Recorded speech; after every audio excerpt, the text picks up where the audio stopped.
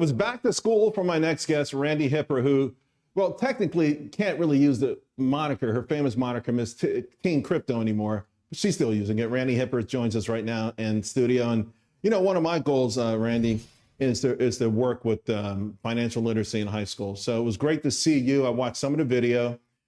Just the kids, like, you know, were they receptive? Is this something they're interested in? And if so, why? Because I feel like the last big move in crypto was driven by intellectual curiosity beyond making money, but governments and things like that.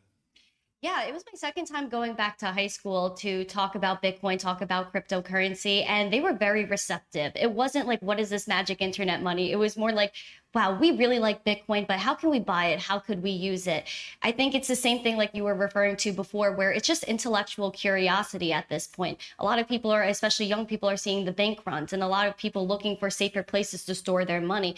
And on top of that, we like to be digitally native. We like to own our currency, and that's exactly what Bitcoin and cryptocurrency does. So for Gen Z, we're very receptive to digital currency and the whole digital world. Your dad was the one who turned you on to it when you were 13. And I think you bought your first crypto at 16? I was interested when I was 13 in 2016, but I wasn't really buying until I was 16 in 2019. Okay, and so for now, with all of the different scandals though that have come up, I don't think, listen, Sam Bankman-Fried to me is not a crypto scandal. He's just a criminal who used crypto as a way of stealing money from people. Nevertheless, the headlines seem so worrisome. Are you concerned about the lingering impact? Not at all, because at the end of the day, this is not a crypto issue. Like you said, Sam Bankman-Fried, that was just bad business practices. Bitcoin cryptocurrency, it's fundamentally been the same since its Genesis block, which is to be your own bank and empower yourself with Bitcoin cryptocurrency.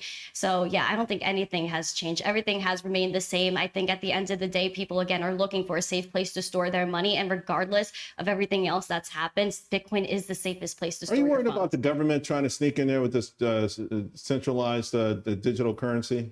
Central bank digital currencies, I am worried about it because there's still an educational gap. A lot of people are seeing control within the traditional financial system as it is, but crypto CBDCs really, I guess, make it more obvious to how much surveillance there is. Every single transaction will be looked at. If you go, it's not the true nature of what crypto was designed for. I got 30 seconds. Yes. I got to get this in because I was listening to your Daily Zest, your podcast. Fantastic. Love the energy. Love your interactions with everyone.